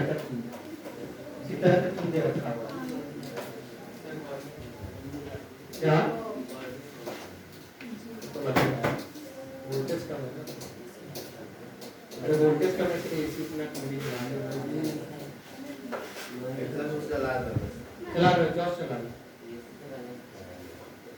एसी चालू है लेकिन वोल्टेज की वजह से बहुत कंट्रोल नहीं कर रहा है। एग्जॉस्ट चला लो, एग्जॉस्ट चला लो।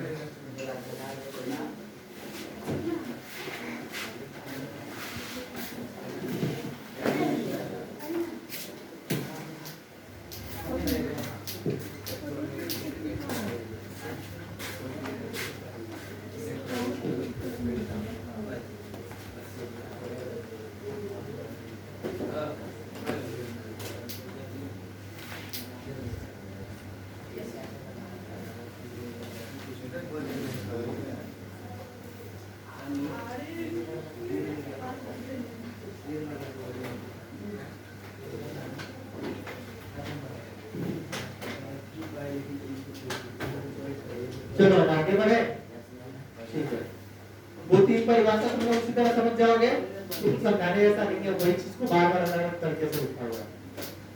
अब आ जाओ आगे देखते हैं अर्थव्यवस्था के प्रकार। ठीक है, अर्थव्यवस्था के मुख्यतः देखो बैंकिंग, संचार, शिक्षा, परिवहन, बीमा, व्यापार, उद्योग, कृषि, ये सब अर्थव्यवस्था के विभिन्न प्रकार की बातें हैं, नहीं है ना? तो ये सभी चीजें क्या है, अर्थव्यवस्था के विभिन्न प्रकार की बातें की गई। कैसे अर्थव्यवस्था बैंकिंग की बात करता है, संचार सब में कैसे अर्थव्यवस्था जुड़ा हुआ है। तो इस सभी जुड़ाव को हम लोग अलग अलग तरीकों में तोड़ेंगे कि अर्थव्यवस्था के तीन मुख्य प्रकार, अर्थव्यवस्था के तीन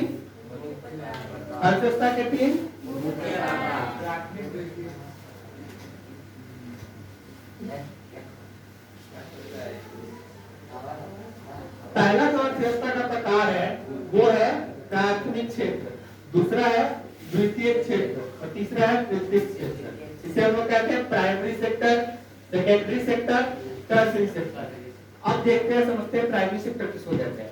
प्राइमरी सेक्टर का मतलब होता है वैसा सेक्टर जिसमें हम लोग खेती कर रहे होते हैं, जिसमें हम लोग खेती कर रहे होते हैं। मतलब कहने का ये है कि प्राइमरी सेक्टर में हम लोग जो होते हैं वो डायरेक्टली इन्वॉल्व होते हैं और उसमें हम लोग जो प्रोडक्ट प्रोड्यूस कर रहे होते हैं वो जनरली क्या होता है, मतलब एग्रीकल्चर से जुड़ा हुआ चीज होता है। किससे जुड़ा होता है? ठीक है, किससे जुड़ा होता है? अब उसका हम लोग देखते हैं परिभाषा। यह क्षेत्र देखो, यह क्षेत्र प्राकृतिक संसाधनों जैसे कि खेल पर आधारित होता है। इसमें ऐसे कार्य शामिल होते हैं जो सीधे प्रकृति से संसाधन प्राप्त कर रहे होते हैं। यानी कि ऐसा काम जिसमें हम लोग क्या कर रहे होते हैं, सीधा नेचर से जुड़े होते हैं, प्रकृति से जुड़े होते हैं। तो नेचर में इसका सबसे बेहतर एग्जांपल क्या है? खेल।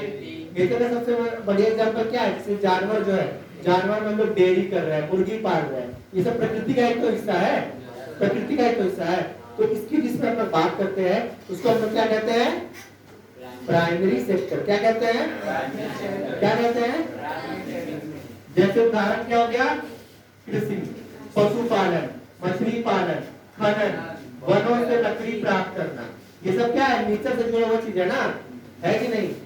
अब सेकेंडरी सेक्टर में हम लोग क्या कर रहे हैं? सेकेंडरी सेक्टर में ये कर रहे हैं कि इन चीजों का इस्तेमाल करके जो कच्चा सामान है, कच्चा सामान जो इसका इस्तेमाल करके हम लोग फैक्ट्री में क्या कर रहे हैं? उत्पादन कर रहे हैं।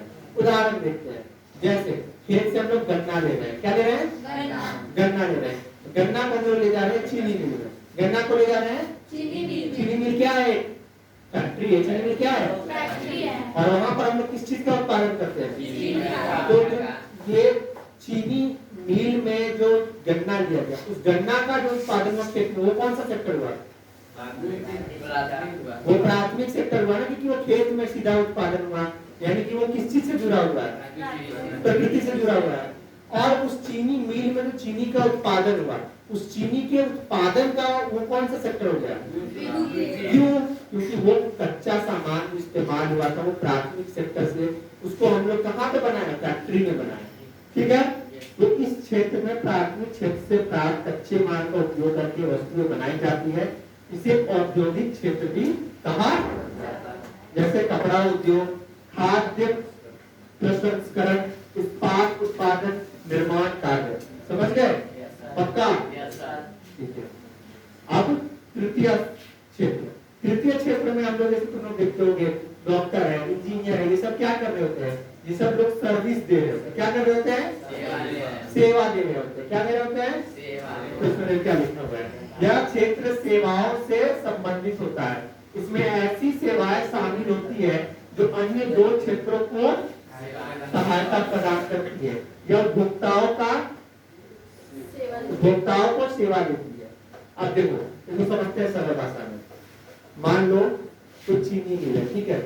अब चीनी मिल में क्या है कि चीनी मिल के लिए गन्ना का उत्पादन कहाँ पे हुआ? समझते हैं, ये खेत है, यहाँ पे क्या उत्पादन हो रहा है? ये कौन सा सेक्टर हुआ? प्राथमिक सेक्टर। अब ये गन्ना लेकर के कहाँ गया? कहाँ गया? फैक्ट्री में। यहाँ पे क्या बना? चीनी बना। क्या बना? चीनी बना।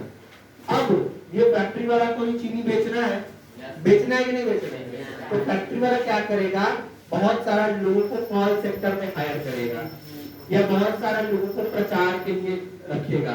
तो ये सब जो लोग हैं ये क्या कर रहे हैं, इस दोनों सेक्टर की मदद कर रहे हैं ना, खासकर इस सेक्टर की मदद कर रहे हैं कि नहीं कर रहे हैं? अगर ये काम नहीं होता तो क्या इनका कोई काम होता? नहीं होता। तो ये जो सेवा प्रदान कर रहे हैं, इन लोगों को ये फोन करके बोल रहे हैं कि हमारे पास ऐसा बढ़िया बढ़िया चीनी है, आप अपने दुकान में रखिए, बेचिए, हम इतना % आपको प्रॉफिट देंगे। या इन लोग को फोन कर करके प्रचार कर रहे हैं, या ये जा करके अलग अलग जगह पे पोस्टर को लगवा रहे हैं। ये सब क्या एक सेवा देना ही तो है। तो ये जो सेक्टर है इसको हम क्या कहते हैं? टर्शरी सेक्टर यानी कि सेवा सेक्टर, तृतीयक सेक्टर। ठीक है, अभी देखो आप सबको समझ में आया कि नहीं आया? आया कि नहीं आया? अब तुम्हारे देखो नोट में पहले पेज में फोटो दिया हुआ है, तो फोटो में देखो क्या दिया हुआ है यहाँ पे। फोटो में क्या है? फल है, खेती है, अंडा है, मुर्गी फार्म है, पशु पालन है, मछली है, बकरी है, बकरी है। और ये सब का इस्तेमाल करके यहाँ पे क्या किया जा रहा है? फैक्ट्री में सामान बनाया जा रहा है, यहाँ बिजली का उत्पादन किया जा रहा है कोयला का इस्तेमाल करके। कोयला कौन सा सेक्टर हुआ? प्राथमिक हुआ ना, क्योंकि प्रकृति से आ रहा है सीधा। और कोयला का इस्तेमाल होगा जो बिजली का उत्पादन हो रहा है वो कौन सा हुआ फैक्ट्री में? द्वितीय सेक्टर हुआ। और जो लास्ट में फोटो दिया हुआ है क्या है? अब देखो लास्ट में फोटो क्या दिया हुआ है? न्यूज़पेपर में देखो यहाँ प्रचार अगर आ रहा है वो कौन सा सेक्टर हुआ? तृतीय सेक्टर हुआ। उसके साथ साथ यहाँ पे देखो जो चीनी बेचने वाले कंपनी के मालिक है वो जाकर के अलग अलग चीनी का प्रचार कर रहे हैं, वो कौन सा सेक्टर हुआ? एरोप्लेन से तृतीय सेक्टर हुआ। तो ये सब चीज क्या है, समझ में आ रहा है? अब जो परिभाषा 3 दिया हुआ जो मैंने पढ़ा उसको पढ़ो एक बार से। ठीक है, अगला पेज है पेज नंबर 2 हमारे नोट्स का।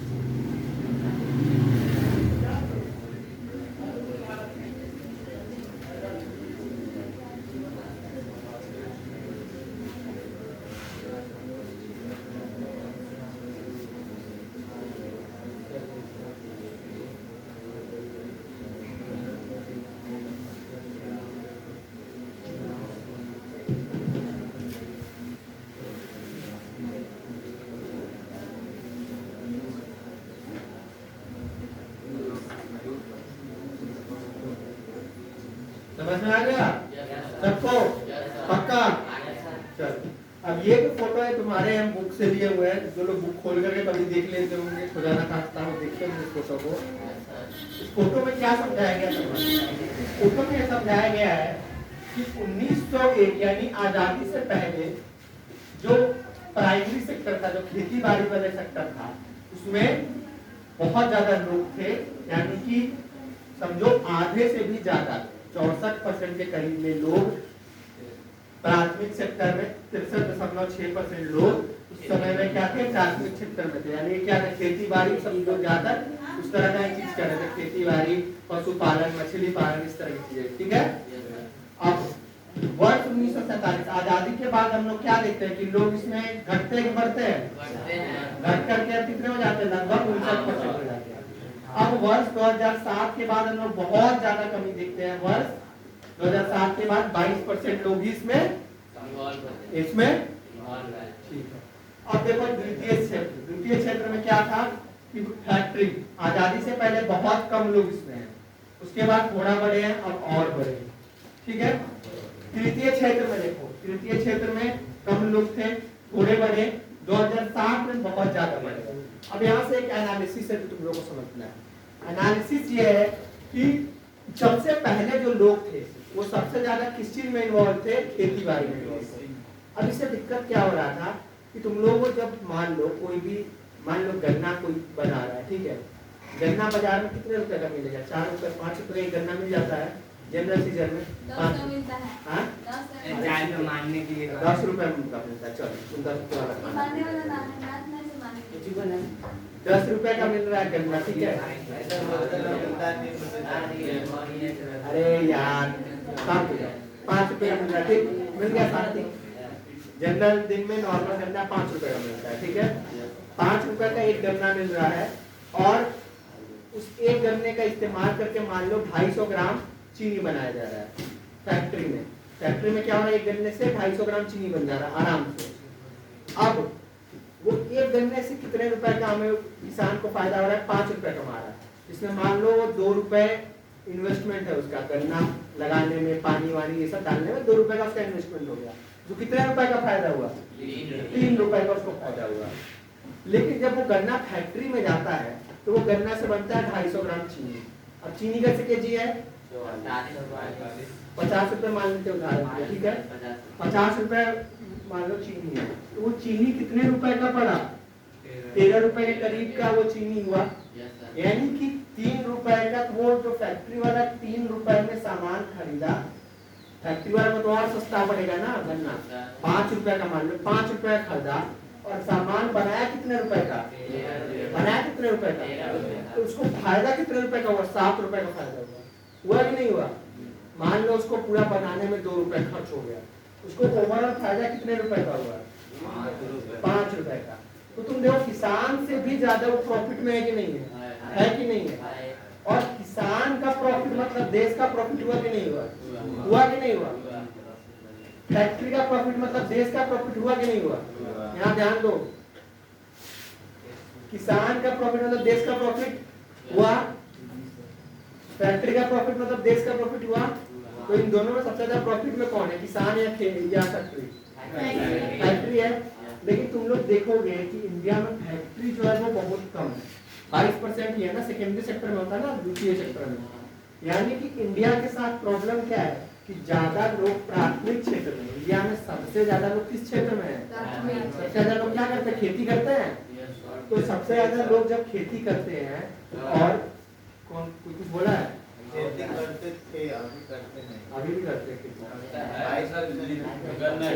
ये ये लोग नहीं है, बता, ये लोग नहीं है, पर ये आय है। ये ऊपर पढ़ो क्या लिखा हुआ है, ये आय, कितना आय में कंट्रीब्यूट कर रहा है। अब तुम ये चीज देखो कि अभी भी सबसे ज्यादा लोग किस फील्ड में है, खेती में। और सबसे कम कौन सा आय प्रोड्यूस कर रहा है, खेती कर रहा है। इसका मतलब इससे एक और चीज समझ में आ रहा है कि खेती में जितनी जरूरत है उससे ज्यादा लोग हैं। जैसे उदाहरण के लिए तुम देखते होगे कि एक जमीन है, उस जमीन को जाने में जहाँ 2 लोग से भी काम हो सकता है, वहां पर पापा मम्मी उसका 4 बच्चा सब घुसा हुआ है, घुसा हुआ है कि नहीं। यानी कि अगर यहाँ पर 2 लोग रहते तो ये 2 लोग और भी तो कहीं जाकर के काम करते कि नहीं करते। तो इससे और ज्यादा वो अर्थव्यवस्था में कंट्रीब्यूट कर रहे होते कि नहीं कर रहे होते। तो इससे क्या हो रहा है कि जो 2 लोग का आर्थिक कंट्रीब्यूशन है, आर्थिक जो रोल है वो घट रहा है कि नहीं घट रहा है।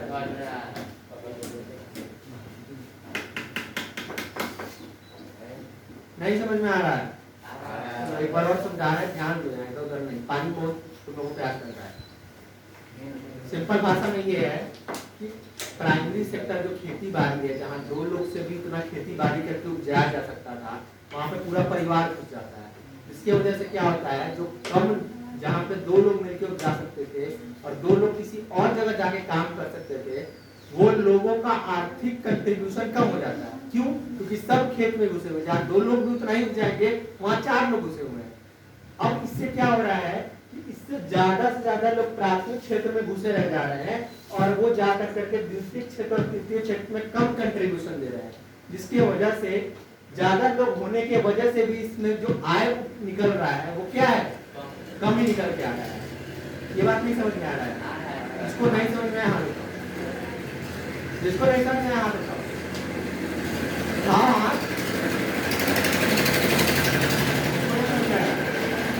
आया नहीं? देखो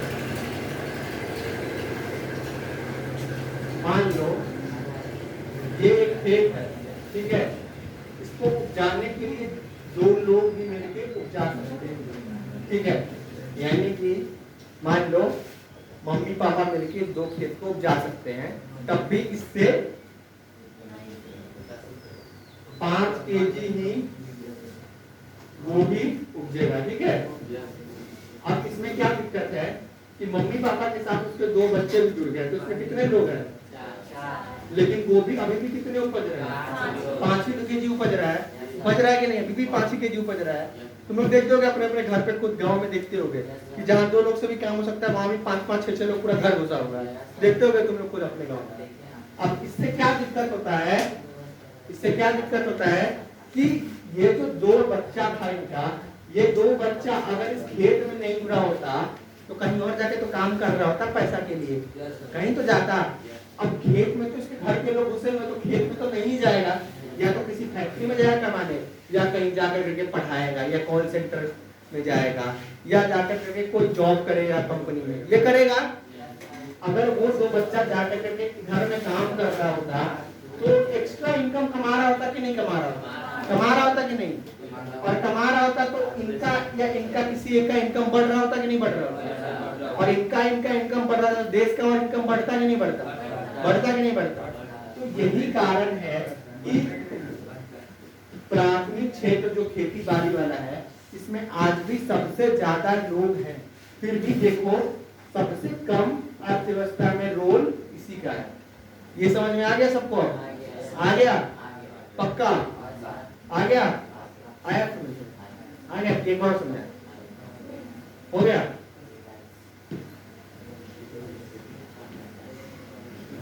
आप समझ गए हो? तो 2000 अभी जो 25 में एग्जाम हुआ है तुम्हारा, उसका क्वेश्चन बताओ, बताओ इसका जवाब।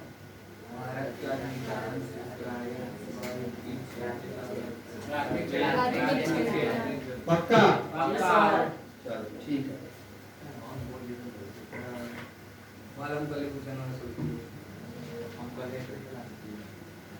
हो गया?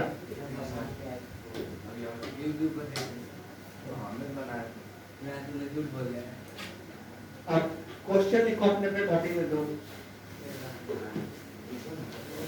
देखो, 2 क्वेश्चन लिखो।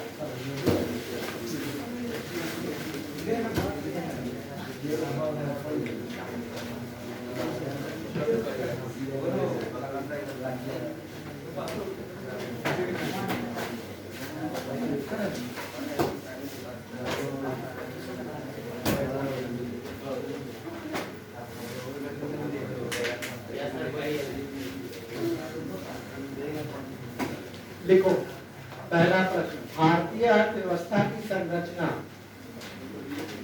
भारतीय अर्थव्यवस्था की संरचना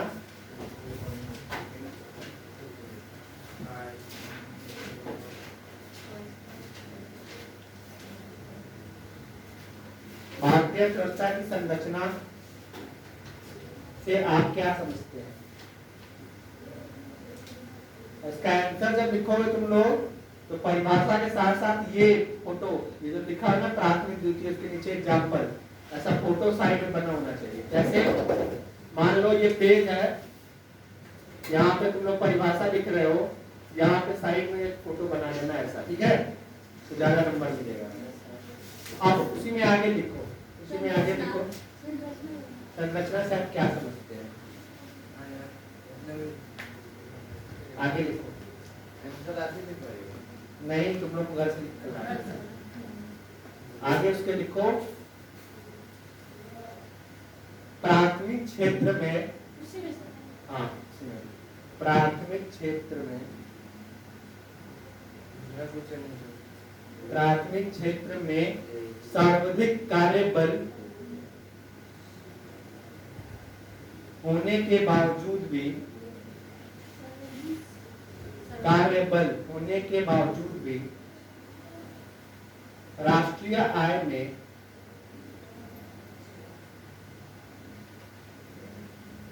राष्ट्रीय आय में कम योगदान देने के कारण को स्पष्ट करें। ये लिख लोगे खुद से, कारण को स्पष्ट करें। क्वेश्चन पढ़ो, हम समझा देते हैं कैसे लिखें। क्वेश्चन पढ़ो। भारतीय अर्थव्यवस्था की संरचना का क्या समझते हैं? प्राथमिक क्षेत्र में सर्वाधिक कार्यबल होने के कारण। तो तुम लोग बताओ स्टार्ट किस चीज से करोगे? अच्छा ये बताओ 5 नंबर का क्वेश्चन है तो कितने पेज में लिखना होता है तुम लोग को? एक पेज पूरा पढ़ के। 1.5 पेज लिख सकते हो?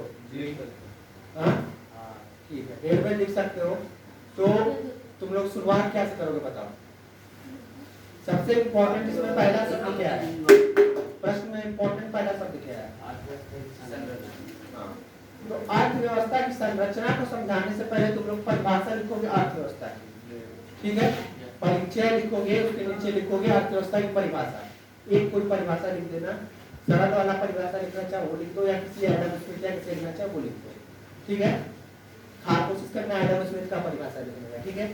अब उसके बाद में नीचे लिखोगे उसके भारतीय अर्थव्यवस्था की संरचना हेडिंग, फिर जो 3 परिभाषा लिखा हुआ है उसको लिखोगे, और साइड में यहाँ पर एक डायग्राम ये जरूर बनाओगे जिसमें इस चीज का ये डायग्राम होना चाहिए। यहाँ पे मान लो 4 लिखा हुआ है, कोई भी 2 या 3 लिख दोगे तो भी चल जाएगा। कोशिश करना चारों का चारों जैसे बनाया हुआ है वैसे बना लो, ठीक है? ये हो गया तुम्हारा 1 पेज, इसमें 1 पेज तुम्हारा भर जाएगा लगभग, ठीक है? भरेगा कि नहीं भरेगा? 1 पेज भर जाएगा। अगला जो आधा पेज में है उसमें तुमको कारण बताना है। कारण क्या बताना है इतने देर हम समझाए हैं, ये तुम लोग को सोच के याद करके भूल जाओ तो ये वीडियो देख करके फिर से समझ के उसको बना के लिखना है।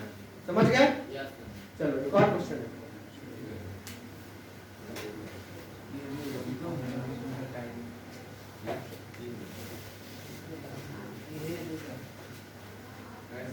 आर्थिक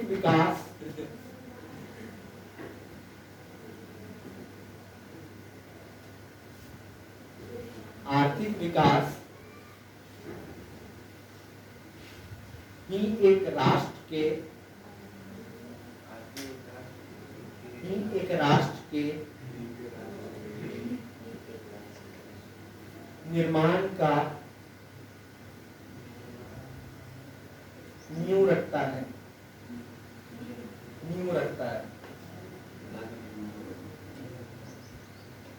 स्पष्ट करें। यही 5 नंबर का क्वेश्चन है। 2 क्वेश्चन दिया है 10 नंबर का। ये समझ में आया या नहीं आया? नहीं आया। हाँ? नहीं आया? न्यू का मतलब इसका न्यू का क्या? जड़। न्यू का मतलब जड़, हर का जो न्यू नहीं रखा जाता है।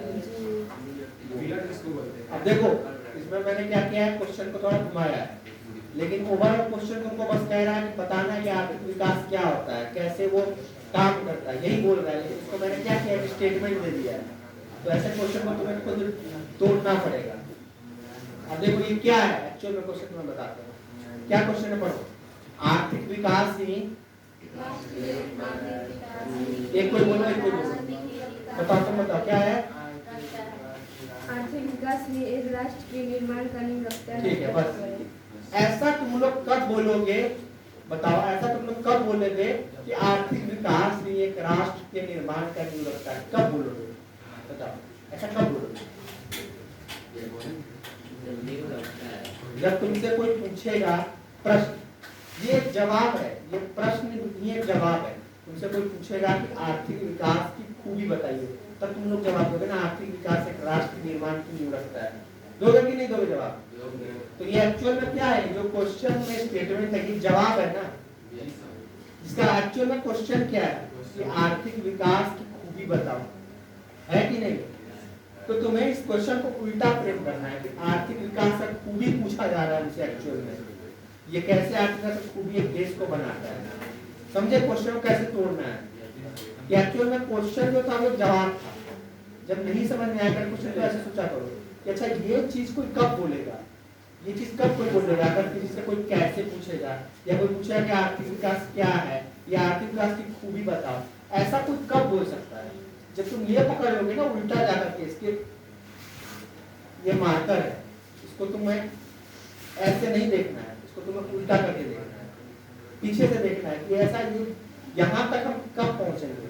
ये मार्कर है, यहाँ तक हम पहुंचे हैं, ठीक है, लेकिन यहाँ तक पहुंचने के लिए यहाँ कोई कुछ पूछा है, हमने तुम्हें ये मार्कर का टिप दे दिया है, ये छोड़ दिया है, तो तुम्हें देखना पड़ेगा कि ये यहाँ कब पहुंचे। जब ये कोई हमसे पूछा होगा तब तो तुम क्वेश्चन को उल्टा डिफरेंट करो, जब समझ में नहीं आए तुम खुद पे कुछ जवाब दे। हालांकि तुम लोग उतना घुमा के डायरेक्ट ही क्वेश्चन रहता है, बात करेगा कभी एक दो क्वेश्चन रहता है वो घुमा कर दिया हुआ, तो वो से क्वेश्चन को ऐसे तोड़ोगे, समझ गए? लिख करके ला पाओगे दोनों क्वेश्चन? ला गया नहीं? हाँ, कोशिश करेंगे। कोशिश करना है अच्छे से लिख करके लाना है, क्योंकि हम बहुत अच्छे से समझाए तुम लोग। ठीक है। बचा हुआ चीज आगे कल पढ़ेंगे, लेकिन उससे पहले सबके पास लिखा होगा, ठीक है? पक्का?